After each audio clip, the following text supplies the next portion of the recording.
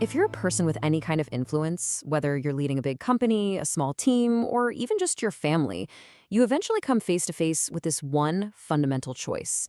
And it's not really about your skills or your strategy, it's about your entire posture toward power itself. So let's dive into what that choice really means. So, this is the big question, right? The one that's kind of humming under the surface of everything you do as a leader. Are you a steward, someone who's been entrusted with authority for the good of other people? Or are you a grasper, someone who seizes control just to feel secure? Honestly, the answer to that question changes everything. To really get our heads around this choice, we actually have to go way back, like to the very beginning.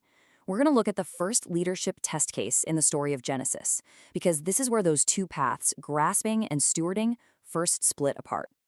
Now, what's so fascinating here is the original design. See, humanity was given dominion, a position of real leadership right from the get-go. But, and this is the key part, this authority was a gift. It was an entrustment. It was something that was meant to be received and managed, not something you were supposed to cook up on your own. So how did the first leadership failure actually happen? Well, it pretty much unfolded in three steps.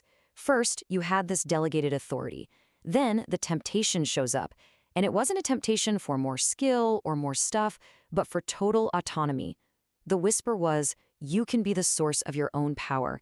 And, well, that led right to step three, the grasp. They reached out and took for themselves what was only ever meant to be stewarded. And that action, that's what we're calling grasping. So here's the critical point. The second a leader disconnects their authority from its true source, whether that's the company's mission, a set of core values, or for them, God, and starts using it for their own independence, that's when the whole system starts to wobble and become unstable. And that single act of grasping didn't just stay in the garden. Oh no, it created this pattern, this huge ripple effect of chaos that we see playing out again and again and again throughout history. Just look at how this pattern progresses. You see it with Cain. He grasps for significance by just getting rid of his competition. Then you see it at Babel, where the people grasped for a legacy by building a tower to make a name for themselves, completely forgetting their mission. And then there's King Saul, a man so full of insecurity that he's constantly grasping for control out of fear, always trying to protect his own image. It's the exact same pattern, just in different clothes.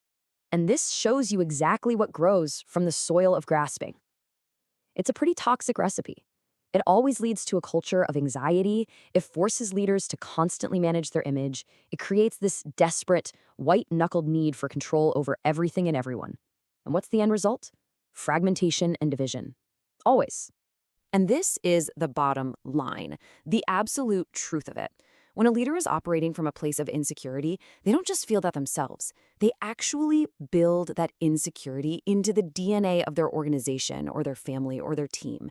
The system itself becomes fragile and anxious. But, and this is a big but, that is not the only path. Thankfully, it's not the end of the story. Because for every story of a leader who grasped for control, there's a counterstory. A story of a leader who chose to wait, to trust, and to steward their influence instead. And wow, the contrast between King Saul and the future King David is just the perfect example. You have Saul, the grasper, totally driven by his anxiety and his fear of losing power. And then you have David, the steward. He has multiple chances to just take the throne by force, but he won't do it. He waits, he trusts the promise that was given to him, and he releases control. And this reveals a really profound, kind of counterintuitive truth about leadership, doesn't it? Real strength isn't always about making the big, bold move. A lot of the time, it's demonstrated in deliberate restraint. It's about having the wisdom to know when not to use the power you have. So this whole historical drama, this tension between grasping and stewarding, it all builds to this single pivotal moment. A moment where the entire concept of power gets flipped completely on its head. And this right here is the great reversal of Eden. On one side, you have Adam. He had delegated authority, but he grasped for more, and that led to a fall.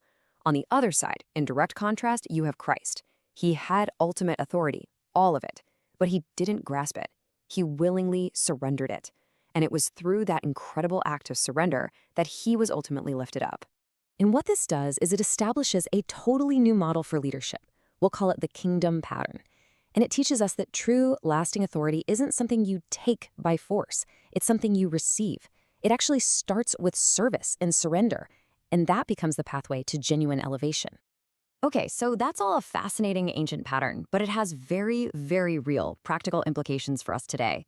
The question isn't just theoretical. It kind of forces us to look in the mirror and ask, what kind of leader am I right now? Just look at these two mindsets side by side. The grasper pulls everything in toward themselves. They centralize all the control, they are terrified of anyone who could possibly replace them, and protecting their reputation is everything. But the steward, they do the exact opposite. They push power out by developing other people. They share the credit freely, and they actually invite accountability. So let's get personal for a minute. When you have to make a tough call, what's really driving you? Be honest. Is it a decision focused on the mission? Or is it secretly, maybe deep down, driven by a fear of things slipping out of your hands? And here's another gut check question. Is your plate always overflowing because you secretly believe that nobody else can do it right? You know, having a hard time delegating isn't just a time management problem. It's often a pretty clear sign of a deeper struggle with grasping control. And if you want a really simple metric for your own growth as a leader, here it is. Real leadership maturity isn't measured by the size of your budget or your title. It's measured by how psychologically safe other people feel around you. Do they feel safe enough to fail? To speak up? To just be themselves? That's the real test. Think about it like this. A grasping leader's goal is to become indispensable, but a steward's goal is the total opposite. It's to build a team, a family, a culture that is so strong and healthy that it thrives long after they're gone.